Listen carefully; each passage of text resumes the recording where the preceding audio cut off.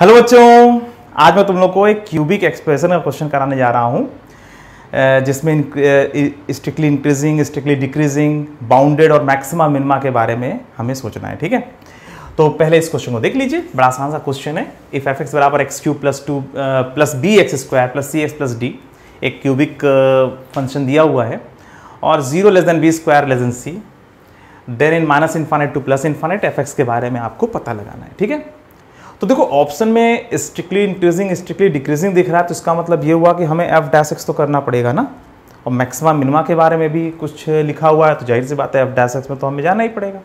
और फिर अंत में हमें बाउंडेड नेचर के बारे में भी पता लगाना है।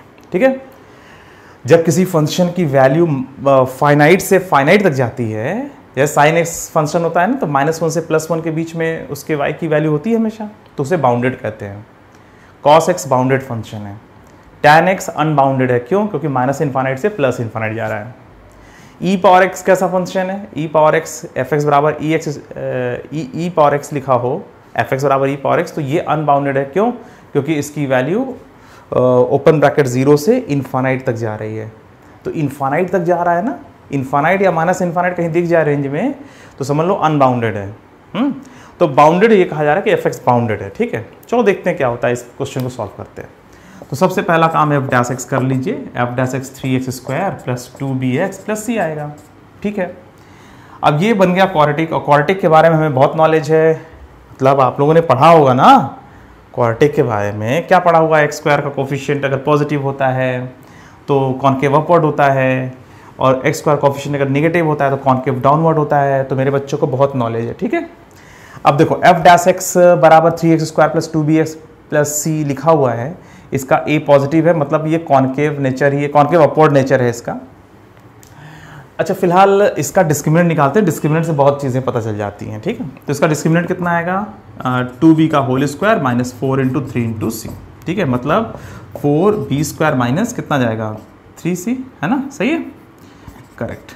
तो d की वैल्यू आ गई 4 × b स्क्वायर माइनस 3c। ठीक है, तो जो ये d आ रहा है, अब इसी को आपको सोचना है, b स्क्वायर माइनस 3c।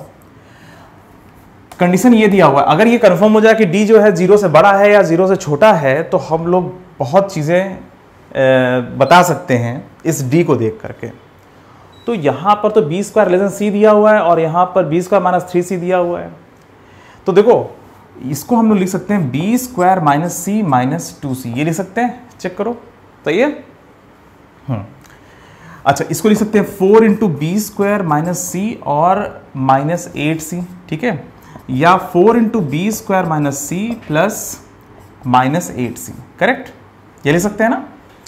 अब तुम ध्यान से देखो b स्क्वायर माइनस c, इसको ध्यान से देखो। अब ये जो लिखा हुआ है, इसको देख करके तुम्हें क्या पता चलता है कि b स्क्वायर माइनस c जो है वो 0 से लेस है, तो b स्क्वायर माइनस c 0 से लेस है, मतलब ये नेगेटिव है।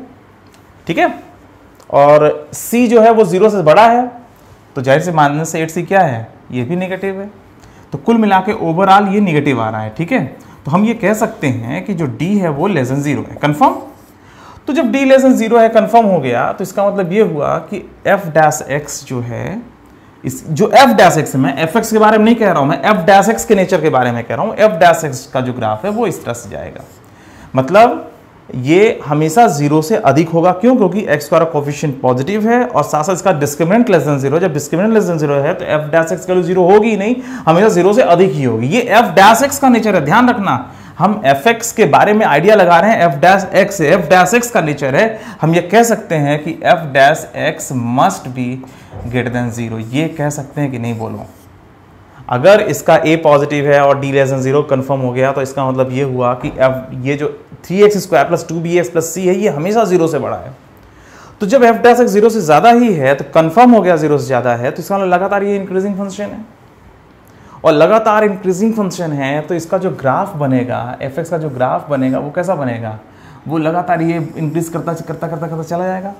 ठीक है, जब ये लगातार इंक्रीज करता हुआ चला जा रहा है, ये लगातार इंक्रीज कर रहा है एफ एक्स ये जो फंक्शन है, तो इसका मतलब ये हुआ कि इसका जो ऑप्शन है d लेस देन 0 और ये तो f डैश ग्रेटर देन 0, तो ये पहला वाला इसका ऑप्शन सही हो जाएगा। ठीक है, और चूंकि लगातार इंक्रीज करता चला जा रहा है, तो इसलिए इसका कोई लोकल मैक्सिमा या लोकल मिनिमा नहीं होगा, क्योंकि लगातार इंक्रीज करता जा रहा है ना। ठीक है, और ये डिक्रीजिंग नहीं है, कंफर्म हो गया।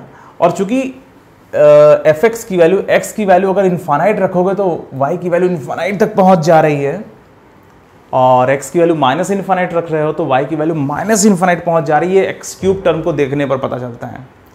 तो इन्फानाइट या माइनस इन्फानाइट पर अगर आपको चेक करना होता तो सबसे बड़ी पावर वाला टर्म आप चेक कर लिया करो, बाकी को इग्नोर कर दिया करो, ठीक है, क्योंकि इसके सामने ये फिर कुछ नहीं रह जाते।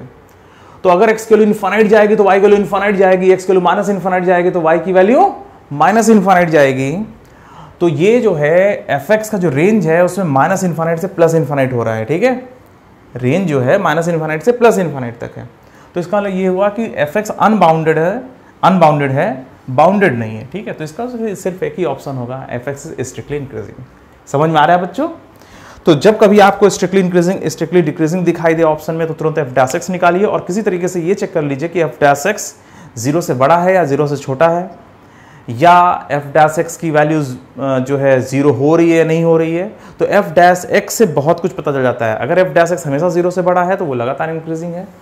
एफ डैश एक्स हमेशा लेस देन 0 आता है तो हमेशा वो डिक्रीजिंग है, स्ट्रिक्टली डिक्रीजिंग, ठीक है।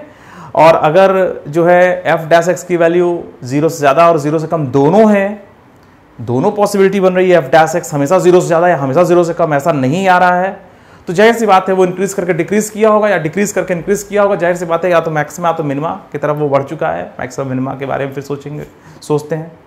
तो अगर एफ डैश एक्स सिर्फ ग्रेटर देन 0 है और माइनस इन्फानाइट से प्लस इन्फानाइट एक्स की वैल्यू दी हुई है कि उसमें आपको एनालिसिस करनी है, तो जाहिर सी बात है लोकल मैक्सिमा या लोकल मिनिमा का कोई सवाल नहीं पैदा होता। मतलब हम मैक्सिमा या मिनिमा वाले ऑप्शन को इग्नोर कर देंगे, ठीक है, क्योंकि वो लगातार इंक्रीजिंग है और या लगातार डिक्रीजिंग है। दोनों ही केसेस में मैक्सिमा या मिनिमा नहीं आता अगर एक्स की वैल्यू माइनस इन्फानाइट से प्लस इन्फानाइट दी हुई है, ठीक है। तो बच्चों इसी तरह सोचते हैं हम लोग। और रेंज के बारे में, जब एफ एक्स की वैल्यू माइनस इन्फानाइट से प्लस इन्फानाइट जा रही है या उसके रेंज में कहीं इन्फानाइट लगा हुआ है या माइनस इन्फानाइट लगा हुआ है तो वो अनबाउंडेड हो जाता है, ठीक है। तो यहाँ पे फिलहाल एफ एक्स अनबाउंडेड है, ठीक है। तो ये वाला भी ऑप्शन गड़बड़ हो गया। तो इसी तरीके से हम लोग क्वेश्चन को सॉल्व करते हैं, ठीक बच्चों। चलो बच्चों आज के लिए सिर्फ इतना ही, फिर मिलेंगे, बाय बाय।